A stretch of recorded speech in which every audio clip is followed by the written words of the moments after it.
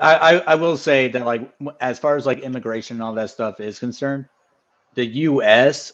I think is probably like one of the most relaxed in its policies for like having other country citizens come over here because like a great example is like Paul showing us last time that video of what was it, Poland? Like they're not letting anyone through, and if you try, you're getting shot. Listen up, maggots. This is the Grouch coming at you loud and clear with another edition of the Weekend Warriors podcast. This is the place for real, no bullshit talk on the harsh realities and irreverent humor around military life. So sit the fuck down, strap in, and get ready for a raw, no-holds-barred discussion. This is the Weekend Warriors. All right, here we are, another episode of the Weekend Warriors podcast. Thank you for joining us. I'm the Grouch, and joined with me this evening, we've got to my right, Atomic Dog, aka Tony, the technical ham, the D&D nerd, What's up? Mr. Goonies, Steven. Peace out. Well, no, not peace out. We're just getting started. Nope, I'm gone. You got me here. Now I'm leaving. All right. Well, stick around. It'll be a good show. Of course, last but not least, Cody. Hey, good evening, everyone, and thank you for being with us on this weekend podcast. So, in typical Weekend Warrior fashion, there before we start getting into the heavy topics of the night, and I got a good list. Let's go around, see how everybody's doing. So let's start with Cody. Cody, how was your day? It was pretty good, actually. I got a million things done, but none of them were on my list, so I'm feeling pretty accomplished.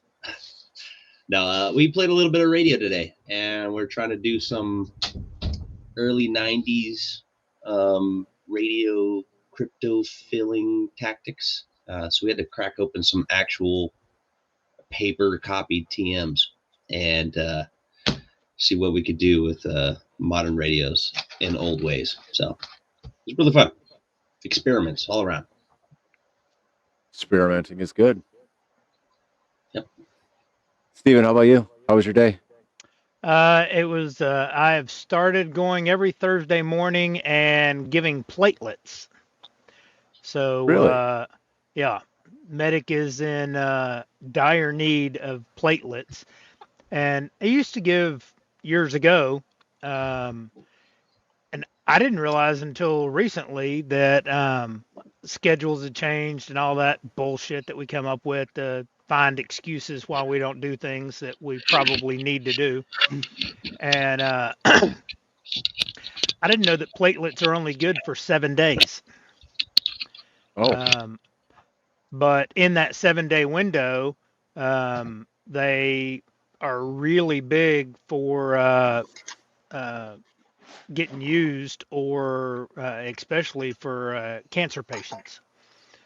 They need a lot of platelets. So anyway, so I've been going down to medic and sitting down there for a couple hours, and then going to the Thursday lunch that we do. Makes for a good day. well, after giving the platelets, you need that 6-meter lunch to replenish your supply. Platelets are completely different than giving blood, because when you give blood, you feel a little bit woozy afterwards. Well, platelets, they pull all the blood out, separate it, and then put all the blood back into you. So I don't feel any different. All right. So basically, they just strain the blood and put the sludge back in. Pretty much. Just dump all the bad shit back in your body. Here, you can have these trans fats back. We don't need them. Anthony, how you doing? How was your day? It was good. Productive day, I would say, out of the normal list of stuff. Just like Cody, I accomplished things that weren't on my list, but that goes with trying to move. I'm out of here in 10 days, and Packers came in packing everything up yesterday, and they'll come in picking it up tomorrow. But I had to go get like my truck weighed, get weight tickets, all of that stuff. Did a lot. So when is your actual departure date? Next Sunday, the 9th. All right. PCS You or looking ETS? forward to it? ETS. I'm getting the fuck out. In this shit. Don't let him lie. The reserve's got his ass for a couple more years. Okay, Yeah. it's part time. I got to go play soldier for like 2 Getting out of days. the army, but I'll go into reserves, and then a week later he's on deployment. Hey, no, I made sure. I made damn fucking sure. Because I got stability because of leaving active duty, and I'm getting a bonus out of it for not even deploying. I'll just wait. They're going to stick you in the border. Oh, 100%. The Canadian border. Up near Seattle. You had to brush up on your Canadian. Stop, eh? They'll stick him up near Seattle on the border. So, two things. One, I wouldn't mind Seattle. Sorry. I got family up there, so I would be good. Two, turns out, contrary to what everyone thinks, they don't actually say A as much as we would think they do. Yeah, that's not true then, eh? Conversations with them, like, it's not. Sorry, you need to stop, eh? Like, I had a lot of conversations with them. They're like stopping through restaurants and hotel stays and all that stuff when I drove through there a couple times. Not once did I hear an A. Hey man, there's a pretty good joke about how they decided to name Canada. Is there? Yeah, they picked all the letters out of a hat and they started off with a C. Like C-A, N-A, D-A. Yeah. Don't worry. I ruined the punchline, but it'll all fucking work out. Nice. How about you, Tony? Binge watching The Blacklist and playing Modern Warfare. There you go. Sounds like a low stress day. Yeah. He's playing Modern Warfare. That ain't stress free. Modern Warfare 2025. Fight for the border. Hey, nothing will beat the good old fashioned Modern Warfare 2 online It's funny lobby. you should say that because one of the ghost recons back in the day, that's one of the things you did was missions in Mexico. Yeah, man. They should have like a Juarez map and the Tijuana And there map. there actually was a Juarez Bridge map. You had to find your way across the bridge to get out of Mexico. Nice. How was your day, Paul? I mean, I can't complain a lot. I think I got whatever the stomach bug is that's going around, so I spent a lot of the day in the bathroom. But I'm feeling a little bit better now. I took some medicine, and yeah, just good. Glad to be here. Appreciate you asking. In other words, he's been running off at both ends. Paul was on the port. Well, now we know what's going on if he gets up in the middle of this and disappears for a while. I gotta go. I'll just sit here and shit myself. I really hope you get up to go and forget to mute yourself.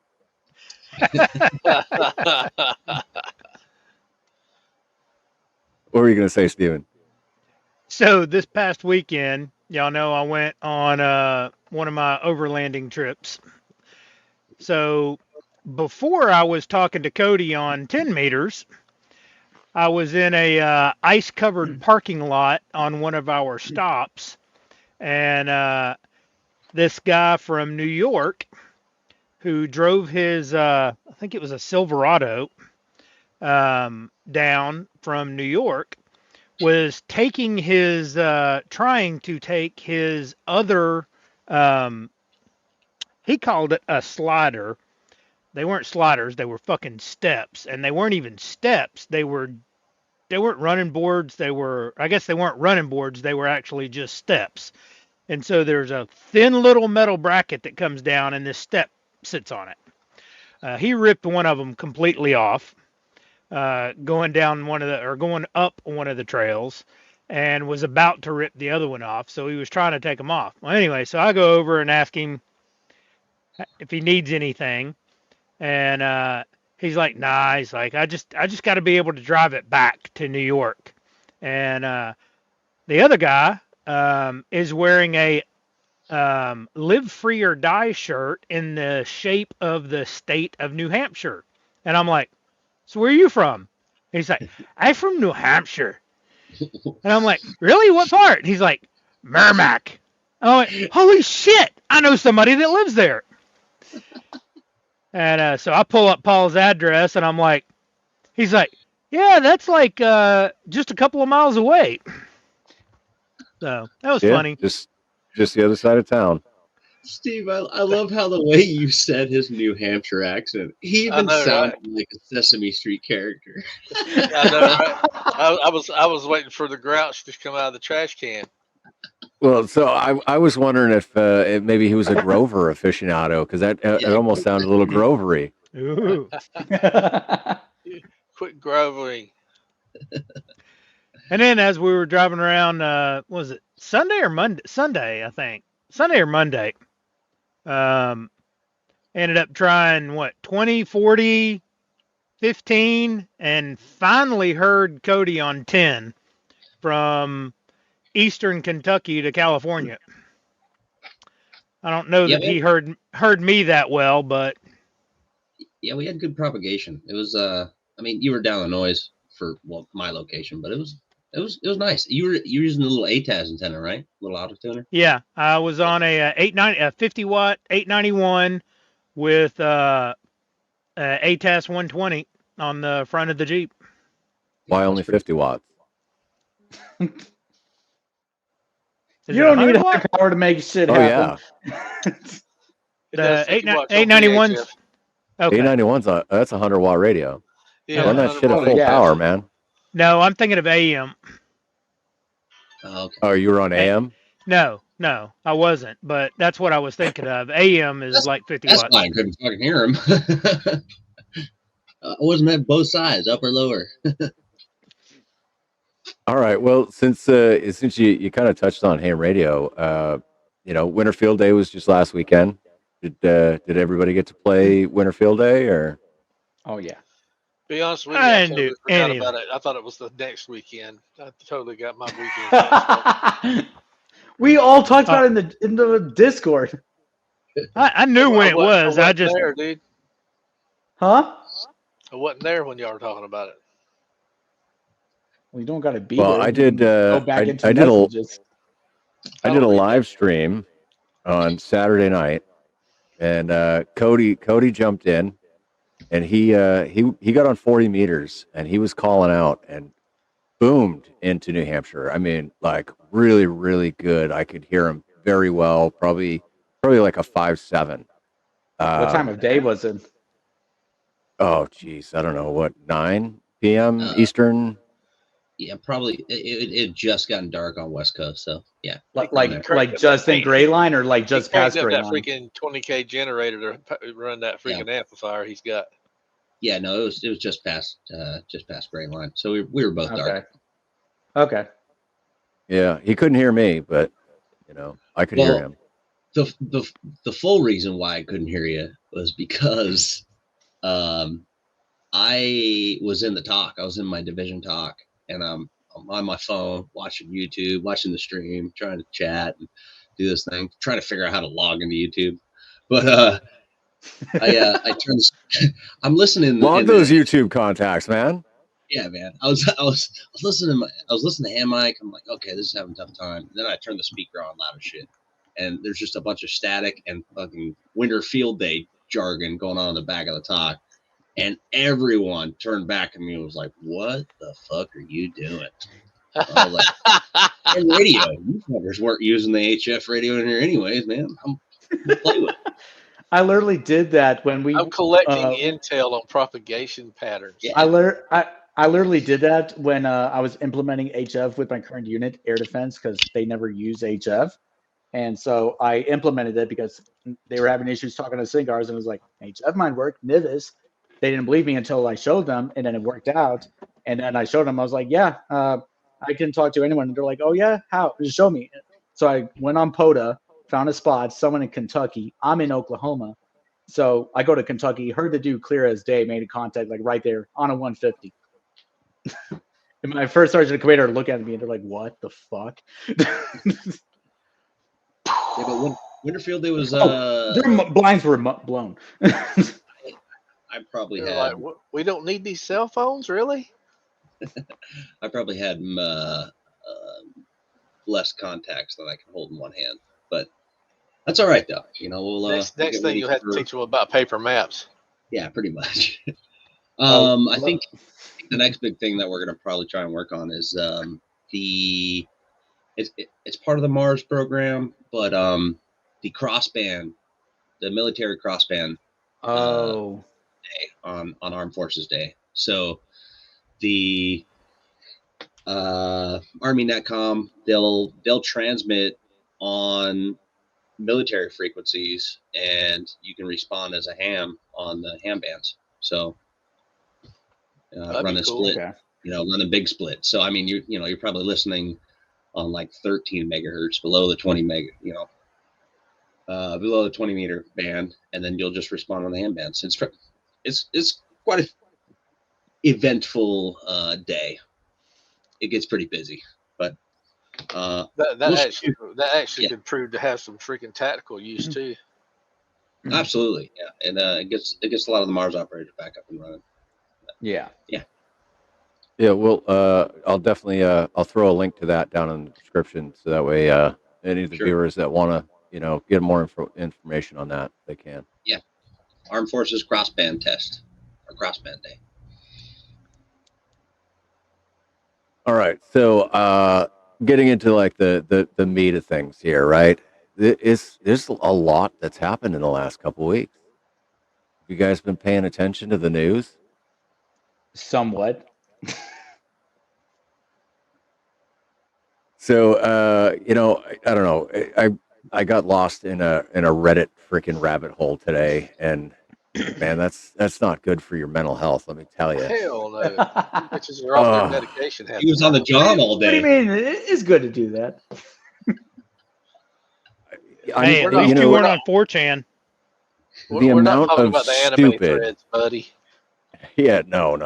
I was going back and forth between the New Hampshire subreddit and like a bunch of different other RVing subreddits and different things, and like somebody was talking about towing a like 30-foot travel trailer with a little crossbody SUV, and it's like there's no freaking way. Like it doesn't have the towing capacity to do that. Like how freaking stupid are you?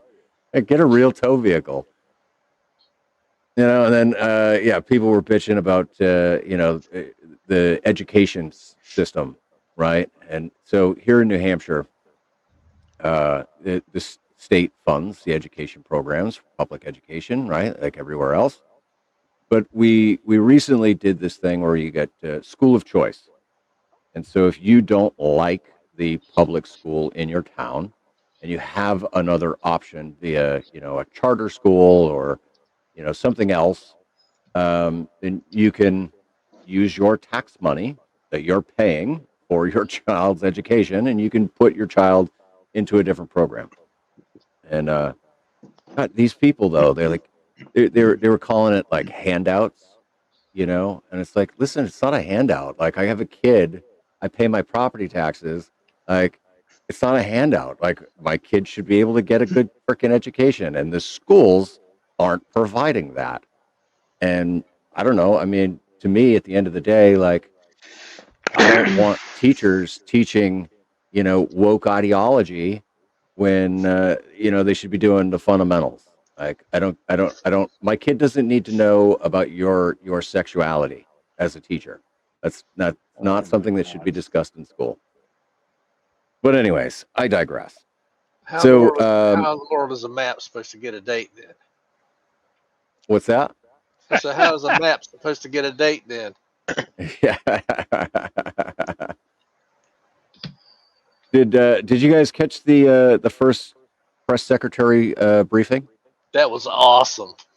Wasn't it? No, I didn't. It was awesome. So it was about 45 minutes. She's talented. Okay.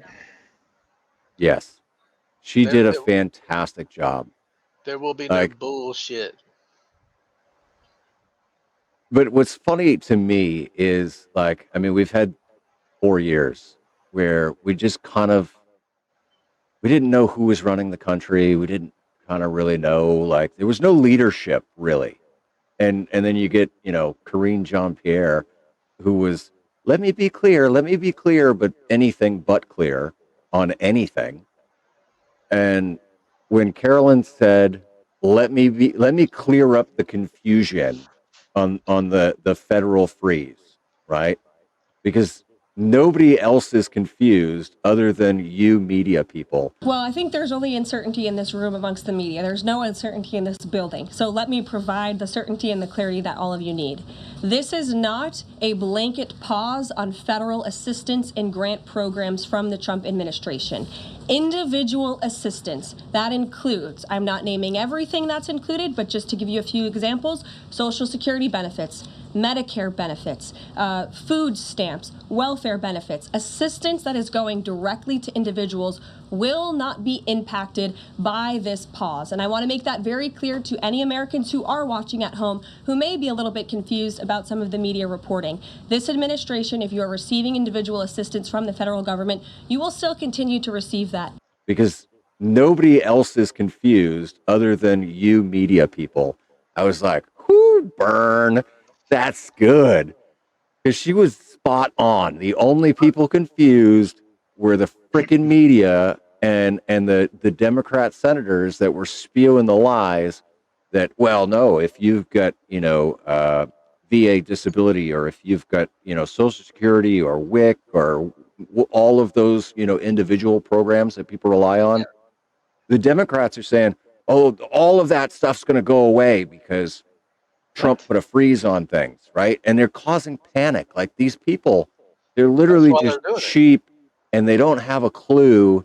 And so they're no, they have a clue. They No, have no, an I mean, agenda.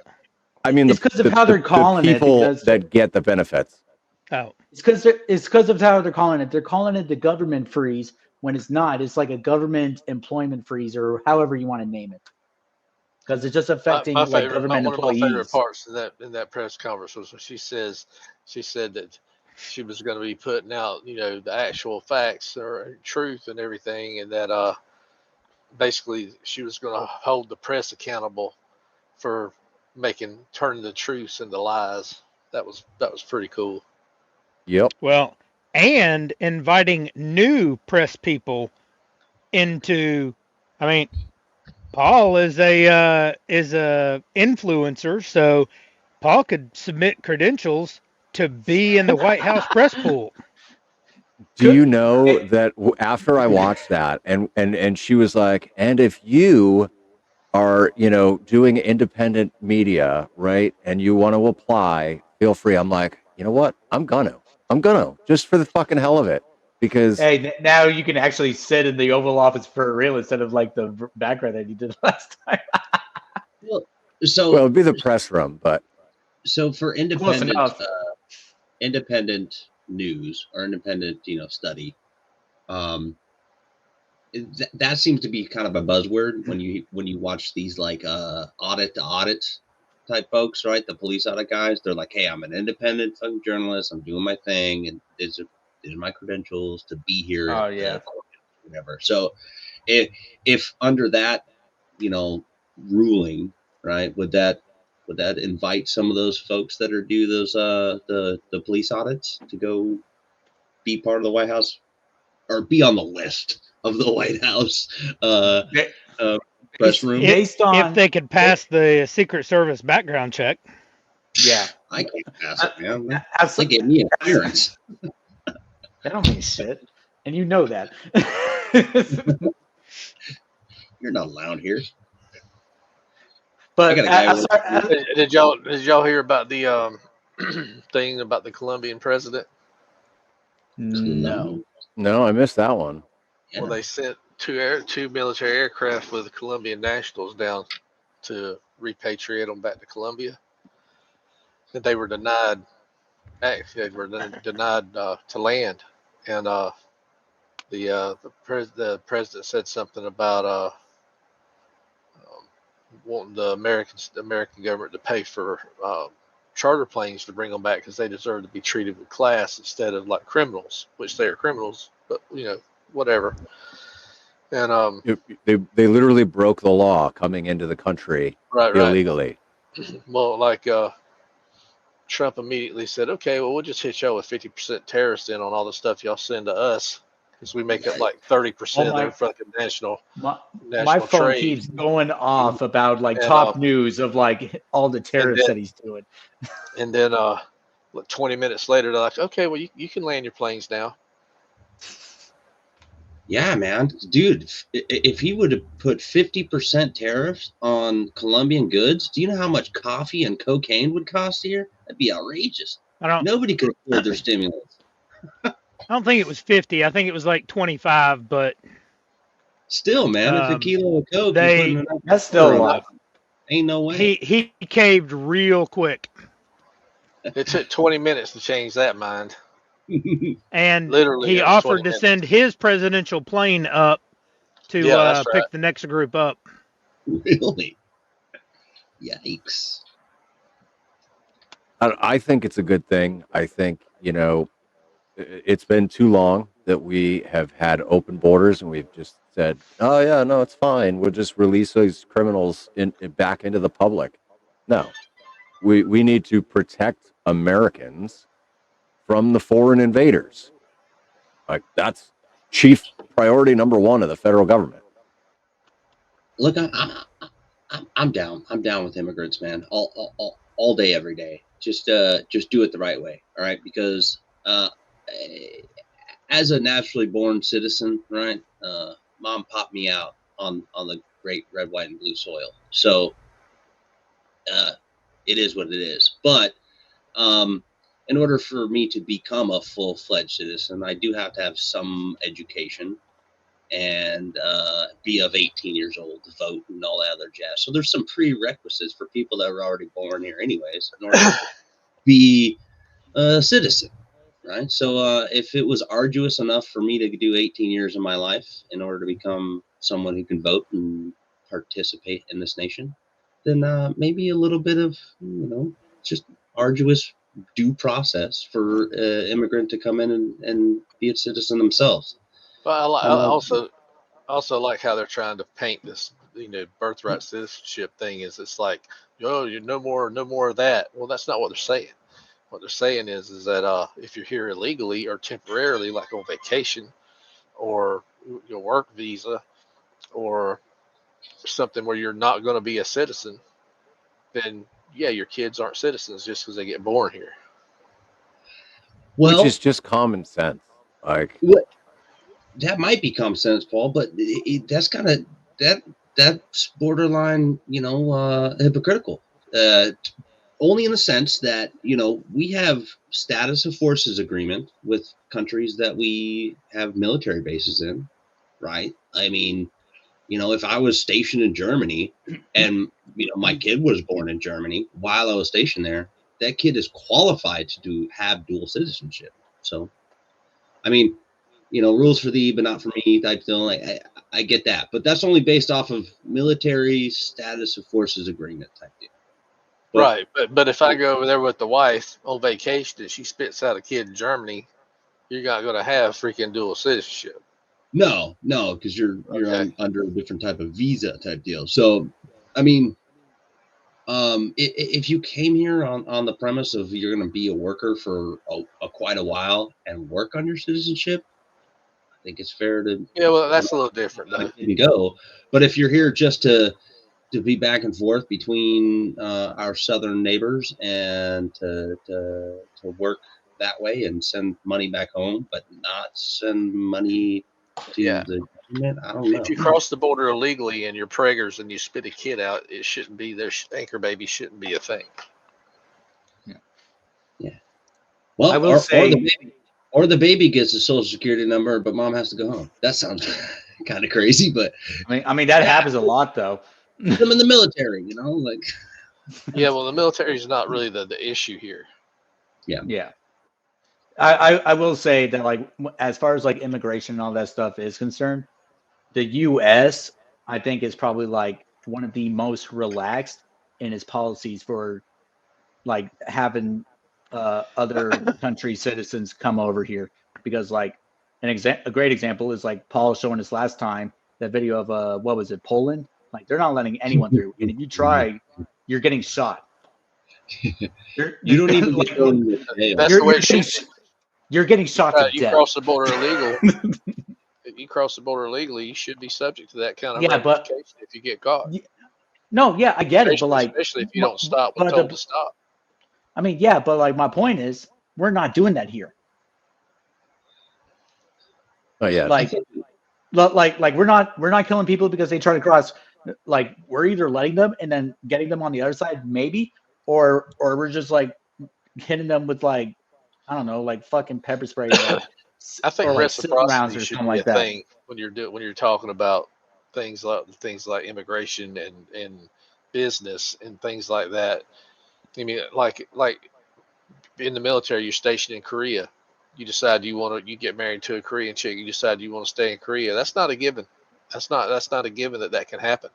No. No, And it's if not. you are allowed to stay, it's not like you as an American can go. Even though you're not in the army or whatever, you're not, as a foreigner, you're not going to go down and buy a piece of an office building or set up a business.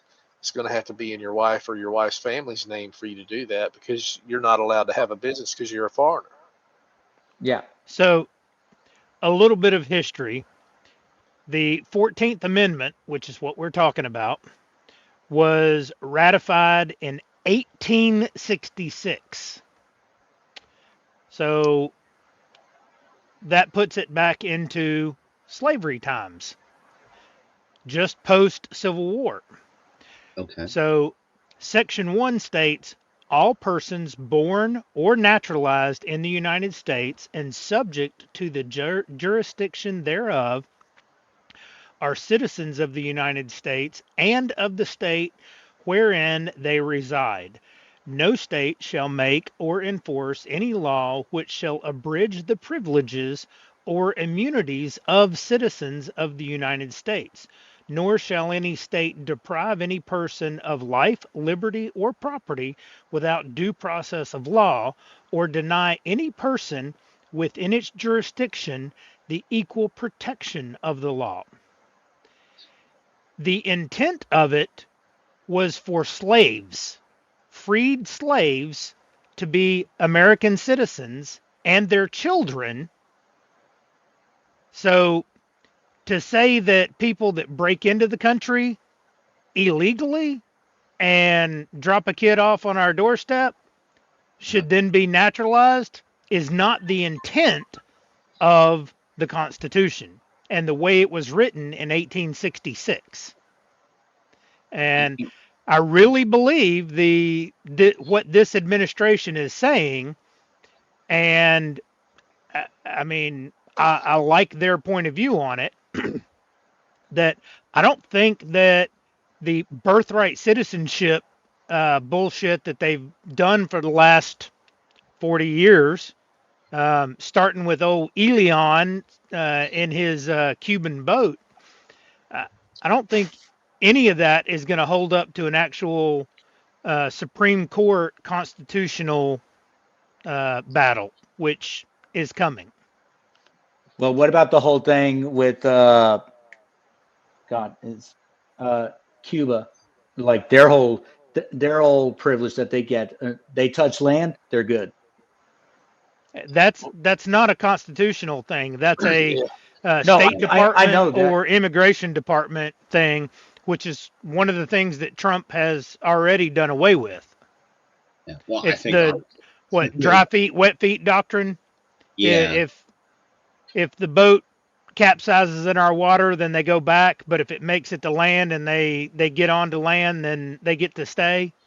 Yeah, that's. Do you think that type of doctrine, the dry feet, wet feet, probably came out or probably was a product of the Cold War? That had to have been a I Castro imagine that thing. had a lot to do with it. Because they were Yeah. like, yeah, we'll take your Cubans, right? We want to fucking squeeze them for any bit of information that they have. Exactly. It was The an whole- intel yeah. gather. Yeah, Quite a few the whole original thing was because of like what was going on in Cuba at the time, and they're trying to literally escape with their lives. Especially after we fucked them on the Bay of Pigs.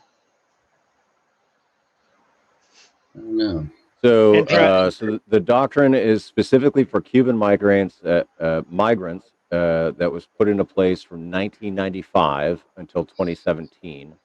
Okay. Because Oh. Cuban migrants found on the waters between the U.S. and Cuba having wet feet were returned to Cuba, while those who made it to the U.S. soil with dry feet were allowed to remain in the U.S. and eventually apply for legal permanent resident status. Okay. But they So still had to apply. Sure, but you just said 1995, 2017. I guess I was wrong on the notion of Cold War era type thing. Well, so it says the origins of the policy can actually be traced back even further to the Cuban Adjustment Act of 1966, which allowed Cuban refugees to apply go. for permanent residency after 1 year of continuous presence in the U.S. Okay. So it all goes back to that. So it's all like the Cold War and Castro going crazy over there. Look, Which, man, I mean, in all fairness, those people were truly refugees and they were fleeing an awful fucking 100%. place.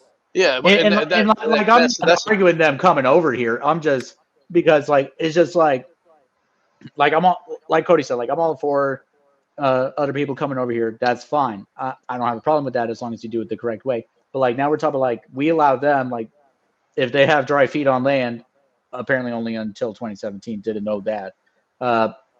But they at the time, if they made it to land or way back when, they just had to be here for a year. They were good to go. They can apply for the citizenship and everything. Whereas everyone else, we're like kind of like trying to do everything to like keep them out and make it difficult for them to become a citizen in the first place. Well, that's the best part, man. Another part of this thing is that fuck, dude. the other part of this issue is that whenever you go to seek asylum or refugee status or whatever, you got to be coming from the country that borders you. Not taking a plane from Ghana or the Congo or wherever, Sudan, and landing in Colombia and then making your way up through 5-6 different countries to get to ours. Yeah. I mean, because at that point, at that point, you're passing through other countries that would be accepting of you, and your problem is resolved, right? Yeah. So you don't need to be here. You've got any number of other countries to choose from. Here where the streets are paved with gold and fentanyl. You got some coyote nothing that drives 10 people across the border, right? Of the 10, 3 of them are Chinese, 2 are Albanian, 1 dude's from fucking Afghanistan, Bolivia, right? Pakistan. And then there's 2 proud Mexicans that are coming through, and it's like, what the hell happened here? Like, this is something kind of weird. But you know what? Look, so long as you're not a terrorist or some other weirdo, right? Get over here. Come on, get over here. But you know what? The day I was born, the day I came out of my mama, right? Some asshole put a tax number on me, right? Gave me a social security number. The day you get your ass over here, right? We're going to give you this tiny little receipt. It's a little blue card that says Uncle Sam got that ass for some tax, right? So if we can all agree to disagree, whatever side of the political spectrum we're on, right? We're all fucked. We're all getting taxed. And we're just maybe we're all just a little bit jealous that there are people here that aren't. So put them on the dock. I find it funny how when initially they started issuing Social Security numbers, how they said, "Oh, this isn't going to be an identification number," and it turned out to be an identification number. We're all a serial number. Tony, what do you guys think? Tony, how old were you when you received your Social Security number?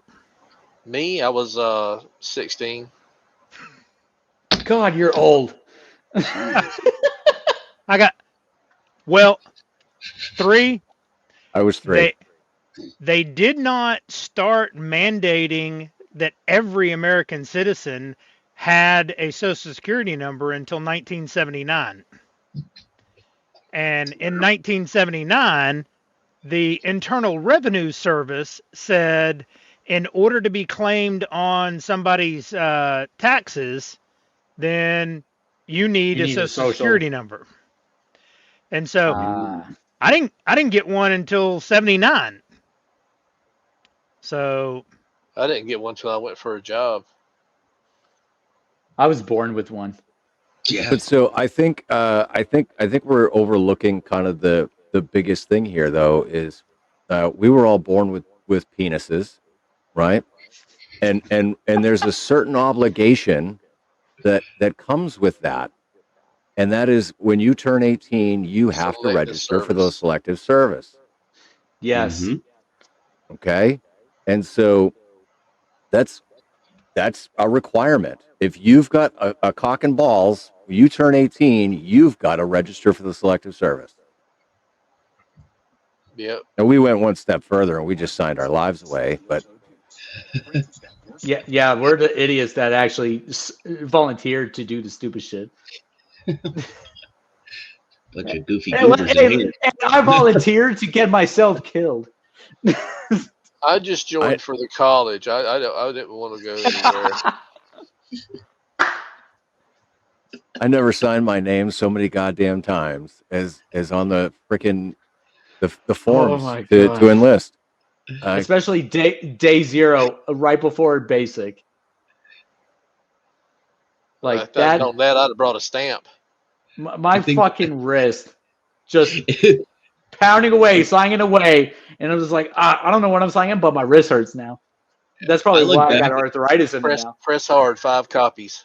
I look back and I think to myself, I'm like, I as a young 18-year-old, I was like, I don't want to do college, man. It sounds like a lot of work to try and get into it, right? A lot of paperwork and all that. That was me. That was me. That's why I joined the Army. Every day. I literally joined the Army because, one, it was like a family heritage. Like, both of my parents were in the Army. And then before them, like, my grandfather was a Vietnam vet and all of that stuff. And then, 2, I wasn't smart enough. I was a straight D student in high school. Like, I didn't, probably didn't try hard enough. But either way, I didn't get good grades. And I was like, I'm not going to college. If anything, I'm doing a tech school. So, like, military it is. So I just started slanging. I don't know, man.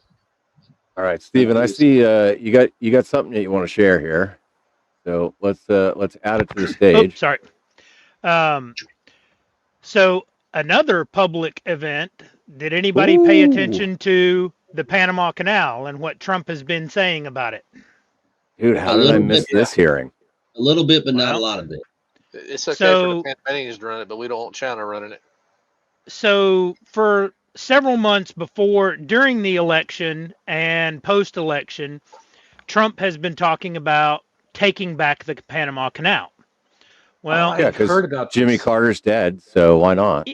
Well, and I mean, a lot of people don't understand that, one, we went through. I'll let Ted Cruz talk about it because he actually. In the American construction of the Panama Canal, the French, and America's triumphant completion of that canal, the major infrastructure of 1,000 lives. For the final decade of work on the Panama Canal, the United States spent nearly $400 million, equivalent to more than $15 billion today. The Panama Canal proved a truly invaluable asset, sparing both cargo ships and warships the long journey around South America. When President Carter gave it away to Panama, Americans were puzzled, confused, and many outraged. With the passage of time, many have lost sight of the canal's importance, both to national security and to the U.S. economy. Not President Trump. When he demanded fair treatment for American ships, the Panama Canal was not just given away. President Carter struck a bargain. He made a treaty And President Trump is making a serious and substantive argument that that treaty is being violated right now. This committee has jurisdiction under the Senate rules over the Panama Canal, and today we will examine evidence of potential violations. President Trump has highlighted two key issues. Number one, the danger of China exploiting or blocking passage through the canal. And number two, the exorbitant costs for transit. Chinese companies are right now building a bridge across the canal at a slow pace so as to take nearly a decade. And Chinese companies control container ports at either end. The partially completed bridge gives China the ability to block the canal without warning. And the ports give China ready observation posts to time that action. This situation, I believe, poses acute risks to U.S. national security. Meanwhile, the high fees for canal transit disproportionately affect Americans because U.S. cargo accounts for nearly 3/4 of canal transits. U.S. Navy vessels pay additional fees that apply only to warships. Canal profits regularly exceed $3 billion. This money comes from both American taxpayers and consumers in the form of higher costs for goods. American tourists aboard cruises, particularly those in the Caribbean Sea, are essentially captive to any fees Panama chooses to levy for canal transits. And they have paid unfair prices for fuel bunkering at terminals in Panama as a result of government-granted monopoly. Panama's government relies on these exploitative fees. Nearly 1/10 of its budget is paid for with canal profit. As those fees cascade through the American economy and the federal fisc, the Chinese Communist Party advances its global economic contest against the United States and takes a militaristic interest in the canal. While President Trump has rightly focused on these key issues, there are additional problems. In the last 2 years, the Canal Authority generated record revenue even while transits were depressed by drought conditions. And the only comfort to delayed and overcharged ships is that Panama may invest in more freshwater reserves in the future. Even as it takes advantage of the global maritime system, Panama has emerged as a bad actor. Panama has for years flagged dozens of vessels in the Iranian Ghost Fleet, which brought Iran tens of billions of dollars in oil profits to fund terror across the world. And Chinese companies have won contracts, often without fair competition, as the infamous Belt and Road Initiative has come to Panama. China often engages in debt trap diplomacy to enable economic and political coercion. In Panama, it also seems to have exploited simple corruption. We have 4 panelists with us today. At Ranking Member Cantwell's request, we also invited the Deputy Administrator of the Panama Canal to appear today. She declined that invitation. I understand this witness claimed her absence was due to a scheduling matter, but I also recognize that defending the Panama Canal Authority is an unenviable task. This committee may be obliged to compel her testimony at a future hearing. It will not escape senators' notice that Professor Kontorovich is appearing virtually today. That will be a very unusual practice before this committee. The professor was ready to fly from Israel to D.C. to appear in person, but he was unable to because too few American carriers have resumed direct flights to Israel. While European airliners are willing to fly to Israel, service to America has been prohibitively long and expensive.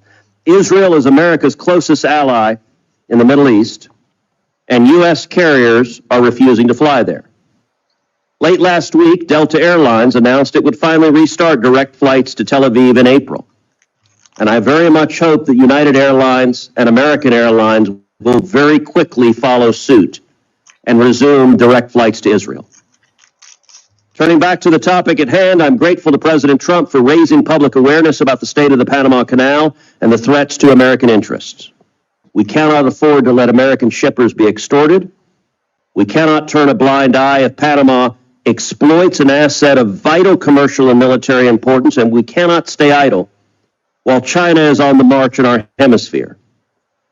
I expect and hope the testimony today to enlighten on all of those issues. I will now turn to Ranking Member Cantwell for her opening statement. Thank you, Mr. Chairman, and thank you for having. Is anybody here old enough to have been deployed to Panama? Steven, yeah? It's Oh a yeah, very fickle situation down there. I spent 7 months at Fort Clayton. Well, there in 91, the 1 year, almost 1 year to the day after Just cause. Operation Just Cause is when we went down there, and we went down there during Desert Shield and Desert Storm. My unit was down there during for the actual. Wasn't there with them when they did the invasion, but I was there the following year when they sent us back down there for the anniversary. We stayed at Fort Amador. So, why did you guys go secure Panama and the Panama Canal? Is it because of what was going on in the Middle East? No, it's because, well, no, we went because it was a duty rotation back then. Yeah. And so when because we had Fort Davis, Fort Clayton, Fort Howard, Fort Amador. It's like doing Korea now. Yeah, there were at least 5 Army and Air Force bases down there, maybe more. Fort Davis and Fort Clayton were on the opposite ends of the Pacific and the Atlantic of the canal. Okay. And then Fort Howard was on the other side of the Bridge of Americas from us. But we went down. I was stationed up in Fort Lee, Virginia with the Triple Nickel. And we went down to relieve the 82nd so that they could jump into the Kuwait or wherever they actually jumped into. Sure. And we spent the entire war down there because that was the 82nd's deployment spot for 9 months or 12 months. And then what was it, 70 or because after Carter gave it back, we maintained military bases down there for all the way up until what? 1997. 97? Yeah, 97. So we still had strategic military bases at the Panama Canal, and then because of the was it Trios-Carter Treaty, they finally everyone left and just left it all to Panama. When I was there, we when our unit was down there one time, the main guard shack at Fort Clayton got hit with RPG, drive-by with RPG. We weren't allowed to go off base because the week that we got there was a one of the local bars that all the servicemen used to hang out in. Somebody drove by and threw a grenade in. Holy shit! So we weren't allowed to go. We weren't allowed to go downtown anymore. This is weird, right? So we would do our joint patrols in the canal zone. You had to pay attention to what was going on because you really had to pay attention because if you ran across something that was kind of hinky, like cartel related or something, your PDF partner might be pulling his weapon on you and holding you at gunpoint until it was over with.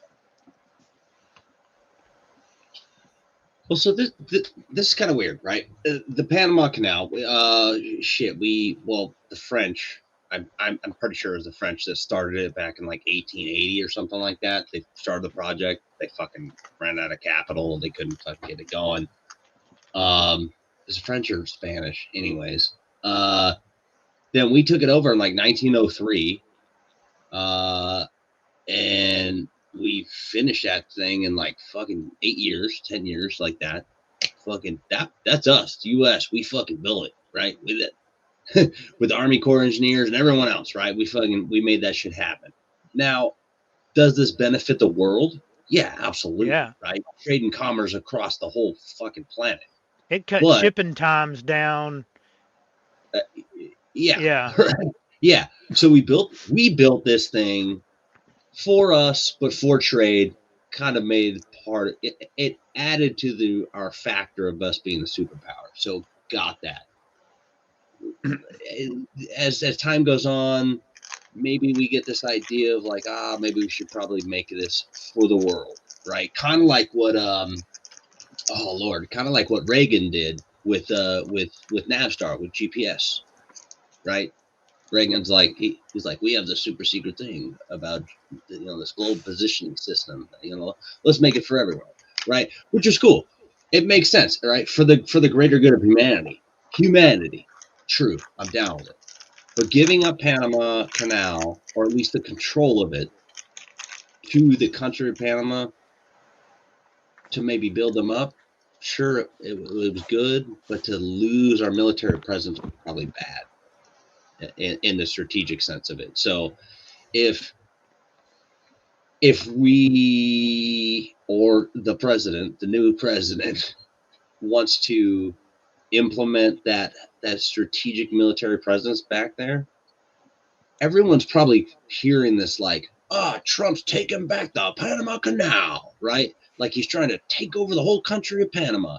I don't think it's that. I think we'd like to catastrophize things, right? It's probably more on the level of like, hey, we probably need to bring our fucking military bases back, right? Well, the reason I brought up what I was bringing up a while ago, because I figured somebody was going to make that argument, Sure. I'm telling you, without some kind of, I don't see it happening without some level of force of being involved, given the current political climate in that area. Yeah. So sure. The corruption. The treaty that fucking gave it up, right, was with Carter and Trujillo's, right?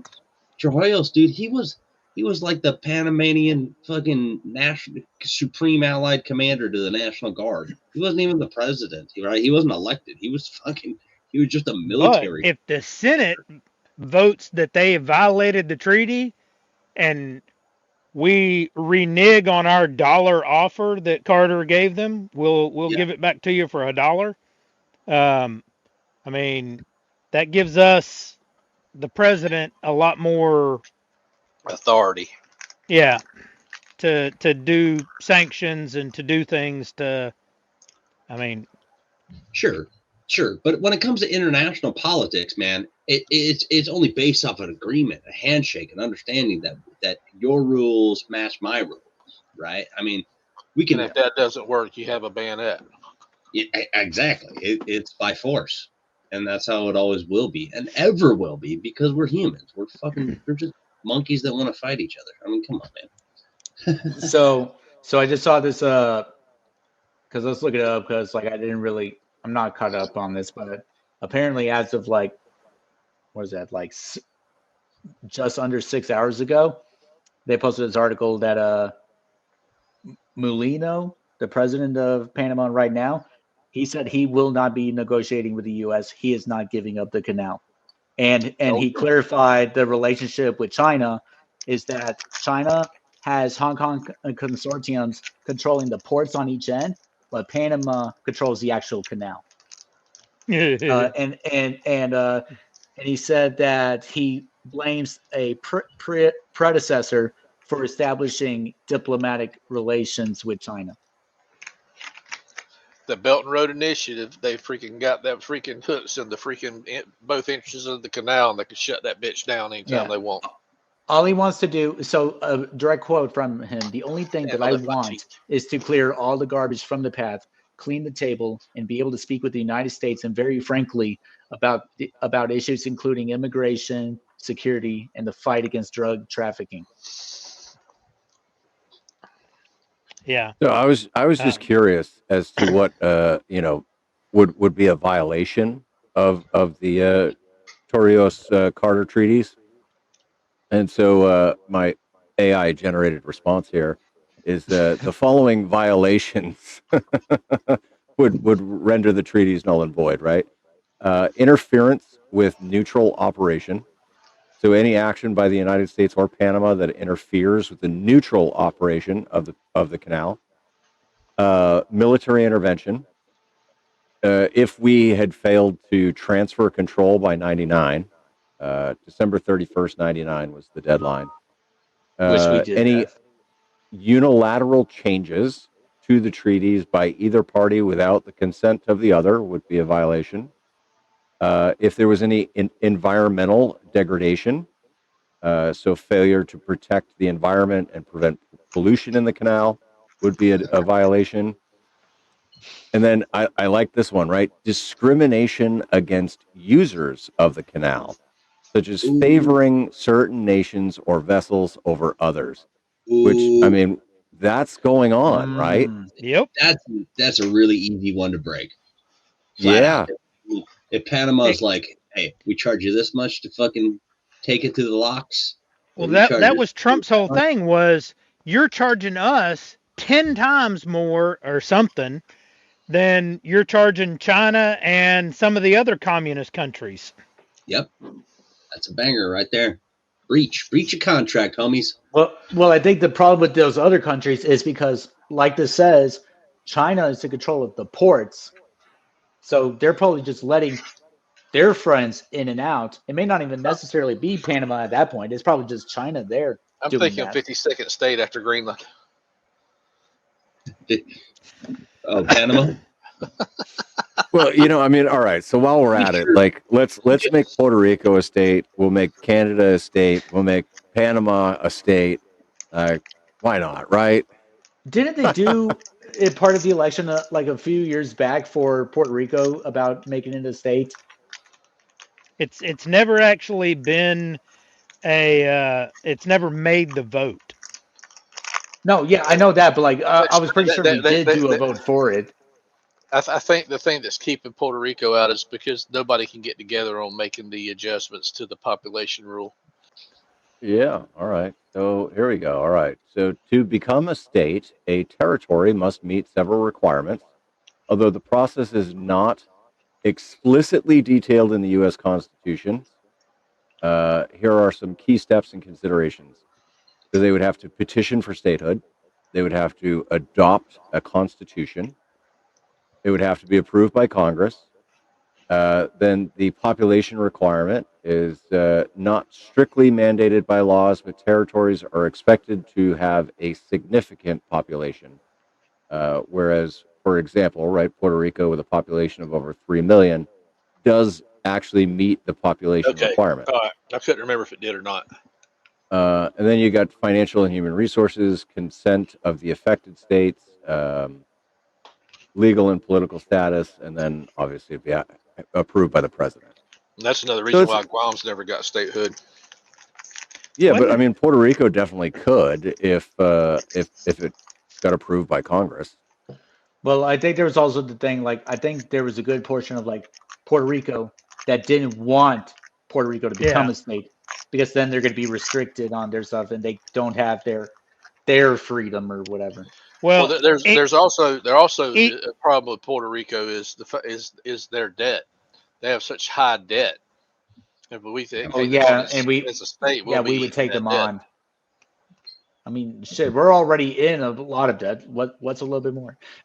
Yeah. Our annual defense budget probably is the entire fucking Puerto Rican country debt. So one more year. Real, Panama. Yeah, man. Started in 1904, completed in 1914. One of the largest mega projects on the planet, and the U.S. Got it done. I didn't know this. Just a quick. At the expense of 25,000 people, too. Of course, yeah. It 300. It claimed a lot of lives. Yeah, malaria. Million. Yeah, 360 million back in 1904. I don't even want to do the inflation on that, man. I'm paying $8 a carton of eggs right now. But did you know that the Hoover Dam was in the 30s? Yeah. Yeah, that was 20, 25 years after the Panama Canal, right? Puerto Rico has a debt. That little island has about a $70 billion debt. That's crazy.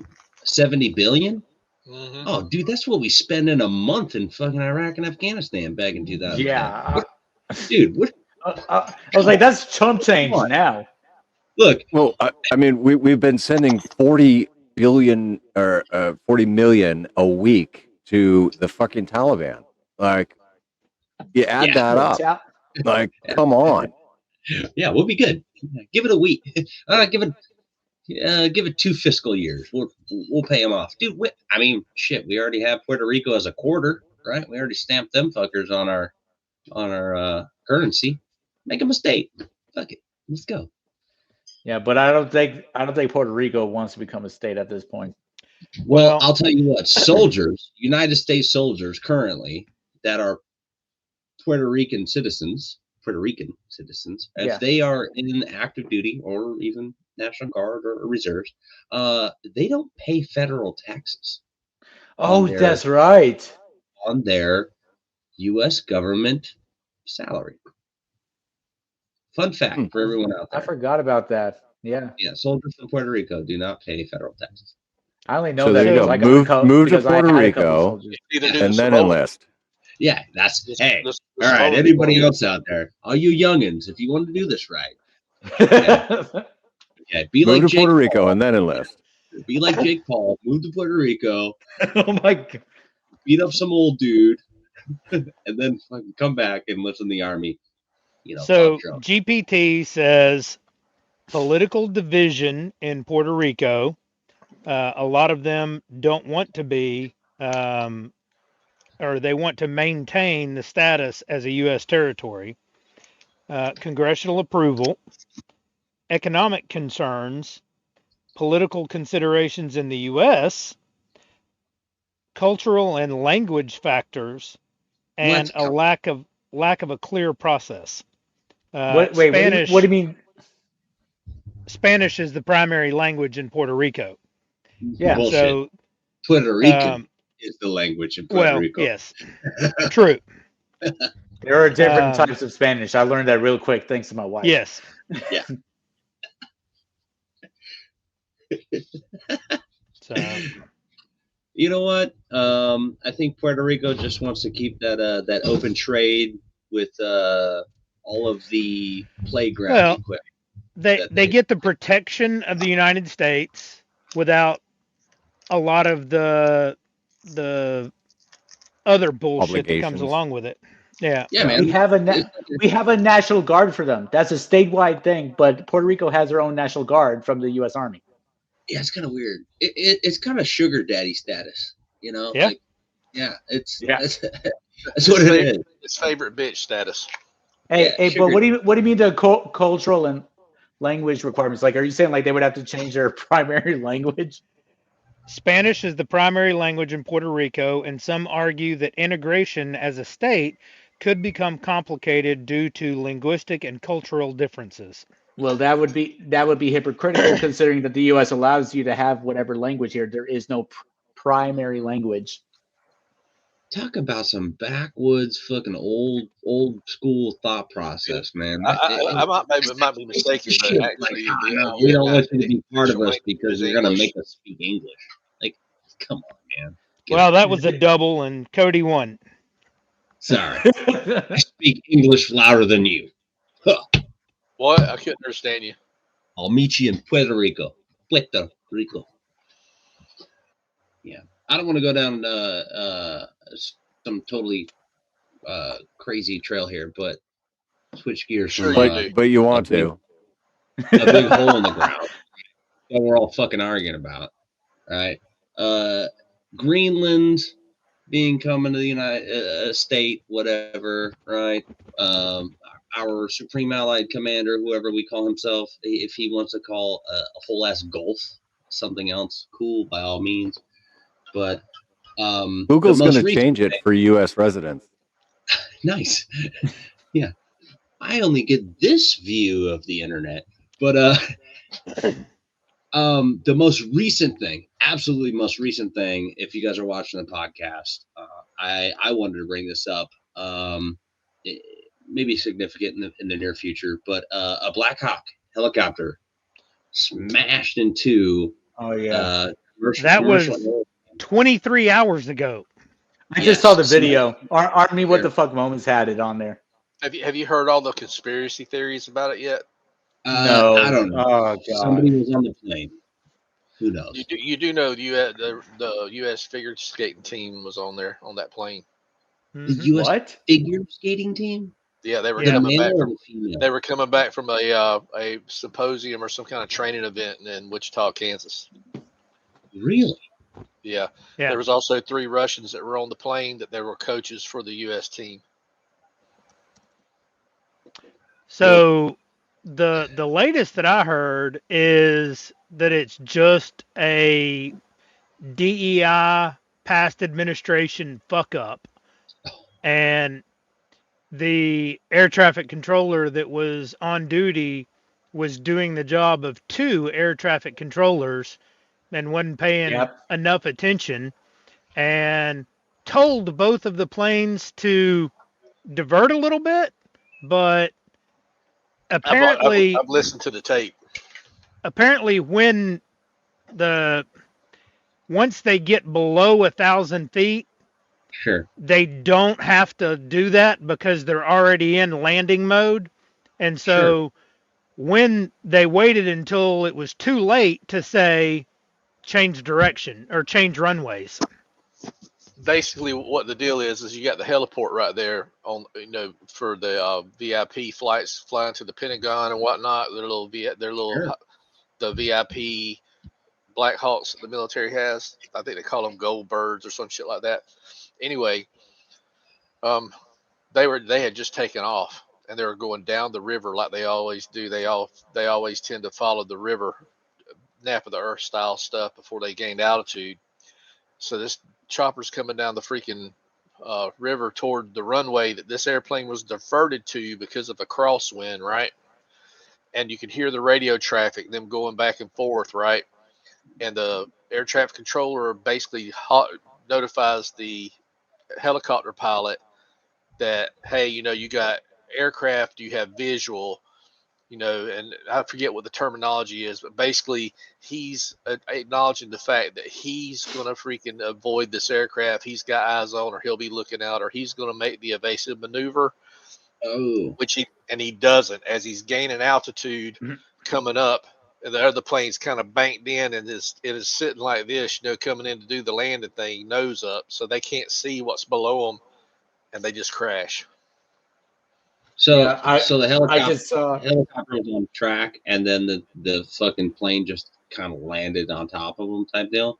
I think Well, I mean, more look, like either way, they made contact, blew up, everybody fucking died. So listen to this. Updated as of 10 minutes ago. So first off, no survivors from the crash. none, right? None. Everyone died. And they're still recovering the bodies from the water. So From the that's icy Potomac that they described it as. Potomac. But as of 10 minutes ago from the New York Times, The Potomac. the Potomac. So the Forgive him, he's from the D&D realm. Oh my god. They suggest No, that so- They missed their saving flow. That's why they had that crash. Oh my god. They suggest that the Black Hawk might have been flying too high and off its approved flight path, and staffing It's a at the fucking helicopter, dude. All those dudes are fucking Ferrari drivers, dude. They think they're Mario Andretti. They get to go wherever they want. Well, they learned their lesson, unfortunately, this time around. And True, but that the staffing there at the air traffic controller was also not normal, according to a preliminary FAA report. Another thing you got to remember too is this is in the middle of DC, right? You got lights on the ground every fucking where. Yeah. So you got this airplane, this tactical aircraft taking off, and their lights are not as pronounced as other civilian aircraft. And so you got this plane coming in, this chopper's flying down the river. Even if the plane did see the lights of the helicopter, would it have blurred in with the lights in the background and them not really notice it was an aircraft? So I mean, supposedly, if the air traffic controller had more brains and more attention to what they were supposed to be doing, they wouldn't have diverted the plane in a way that would have come in contact with the helicopter.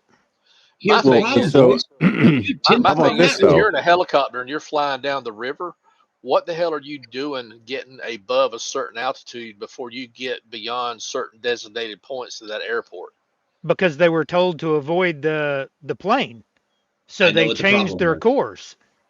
Hear me out, boys. Tinfoil hat just for a moment, okay? Air traffic controllers, super stressful job, right? They chain smoke, they do a lot of cocaine, okay? So, Colombia, 50% tariffs, coffee, cocaine costs more. Air traffic controller in DC doesn't get paid enough because eggs cost fucking $15 a carton. Next thing you know, can't afford the cocaine, can't do the fucking air traffic control deconfliction. Bob's your uncle. We got some boys in a Blackhawk smashing with a fucking There you go. But Win. based Okay, off the but radio hold on. based off the radio traffic that I heard on the video that I watched,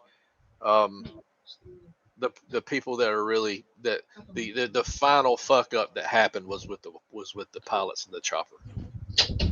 So, Yeah. but all right, according to the Associated Press, right? Just over 24 hours before yesterday's collision, a different regional jet executed a go-round maneuver while descending to land at Reagan Airport due to a military helicopter in the same area. Flight tracking sites and air traffic control logs show the Embraer E-175 was cleared to land and was advised that a helicopter was in the vicinity. It executed the go-round after its automated collision avoidance system ordered what is known as a resolution advisory to avoid nearby traffic, which put the aircraft out of proper alignment for landing. So, I mean, like literally, like a near miss 24 hours prior, and then the fucking collision. Come on. And then the So- next day, yeah, not so lucky. A fucking Dude, I whole wish- bunch of human errors that caused I this wish- bullshit. Dude, I so wish that Rob was in here because But one it of- sounds to me like this is an air corridor issue that has been around for a long time, but nobody's like ever done their due diligence and just rewrote the routes like they're What- supposed to. One of the tinfoil hatties out there is talking about, oh, this is one of those drone Black Hawks, one of those unmanned air hawks. Oh did my this shit. god. So the one guy that was doing both of the jobs, the supervisor combined the two duties right before the crash happened. So like Damn. just before 9:30, and the crash happened like sometime just after that. And the guy was back and forth between the two stations, between like controlling helicopters and then controlling planes. And it just so happened that when that crash happened, he was looking at the planes. That's when he finally moved over to the planes. That's when he noticed it, and then told it to, hey, divert. But it was Yeah. too late. Has anybody seen Millie? He wasn't maybe getting a transport or anything, was he? Oh, What? shut up, Tony. Shut up, Tony. Sorry, Well, I guess- sorry, I I guess had to. I guess the worst part of this is, Getting kids. you know, there was kids, right? So figure skater Brielle Byer, 12 years old, and her mother. Then there was, another group with young kids, 11 and 14, coming back after doing a skating competition. 12-year-old on the flight after doing a skating competition. Like, so the suck part, right, is it could have been avoided, and unfortunately, these kids lost their lives. So it sucks. Agreed. Yeah. They also, for whatever reason, also identified that there was like a group of friends that coming back from a hunting trip. What? The whole thing Also on sucked, the man, plane. about the jetliner, man. Yeah. And not every accident can be avoidable because that's the definition of an accident. And I'm not trying to downplay the loss of life here, but if there were some folks that have done this for 100 years, okay, I'll take that back. But if there's some folks that have done this air traffic control stuff, this air deconfliction for a long time, right?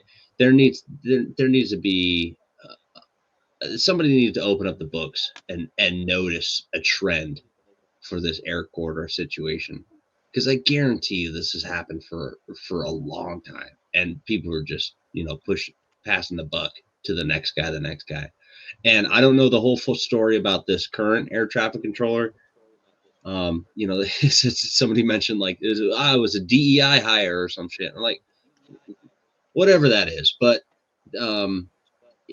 we deal with this day in day.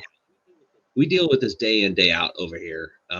With we have way more stuff going on, right? I mean, it's not just not a civilian airplane and a helicopter, right? We have to deal with MLRS shoots and mortars and artillery and Air Force doing A-10 Warthogs. Actually, one just went over the house about 10 minutes ago.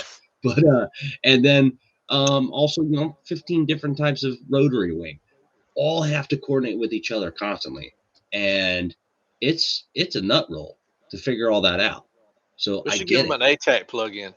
Yeah, right. AC2, air traffic control, AC2 fucking job is amazing how those people can do that. But it's only because there's been lots of close calls that happen to make this shit better, to make it more fluid in the long run. So if this unfortunate event happened with the skating team, I'm sorry for the loss of life. And I made a joke earlier about cocaine and all that stuff, but it has. Some of these things still have to happen. Hey, somebody needs to check to see if the freaking make lessons see if the officer or warrant flying the chopper was going through a divorce or not. Oh my God. Oh, we know that's Gary. So I did also notice in here. So apparently, typically between 10 a.m. and 9:30 p.m., they have 2 people for air traffic control. After 9:30, they combine it down to 1 person doing both because traffic lessens and is easier to handle. For whatever reason, the supervisor decided to combine the 2 early when traffic was still pretty busy. So based on this, the supervisor fucked up bad by letting someone go home early, and the one guy was in over his head with too much traffic going on at the time for 1 person. But that's on the supervisor. That sounds like the example of law enforcement when they're like, how come there's how come there's only like 5 cops working the county tonight? That's because, well, we can't pay overtime, so we had to send 2 of them home. So you wind up being shorthanded. I just hope that the fucking media that we have nowadays, I hope we revisit this a few months from now when the NTSB investigation is done, and we all get like a 2 or 3 day fucking in your face spiel about how we fucking fixed ourselves. Only if they can blame it on Trump will you see that. I hope we could get to that instead of some fucking referee scandal for the Super Bowl because Chiefs are a bunch of cheaters, but you know how it goes. So with the world in chaos, right, and the country right now, and all this uncertainty, and legacy media spewing lies, and nobody knows what to think and how to think.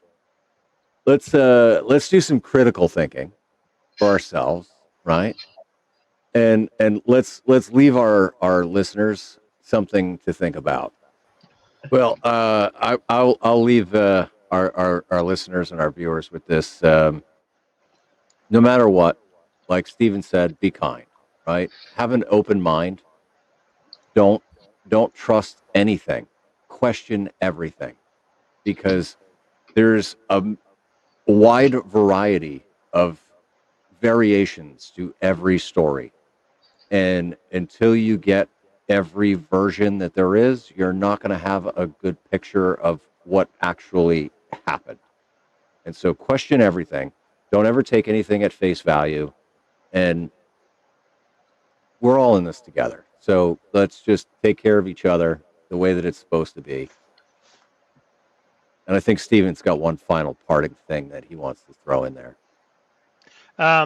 Like and subscribe. Oh, wait. Like and subscribe. I think it's down. It's wherever he wants to put it. He can put it that way, that way, that way. I want it How about right both? about here. And then next right. week, we're going to put it probably right over here. It's going to put it on the complete opposite side. As long as we don't put it. Oh, wait. Sorry. It's a Gen X habit. Oh, God. I love you guys. This is great. And thank you so much for being here. Thank you to our viewers. Thank you to our listeners. And thank you to all our Patreon and our YouTube channel members, because the financial support helps keep the show going, and it helps fund, future giveaways and things. We are going to do a Weekend Warriors live stream in the month of February. I got to figure it out, but we're going to do it. We need to do one on mental health for all the motherfuckers that like and subscribe to this shit. Yeah. You got fucking issues. Honestly, yeah.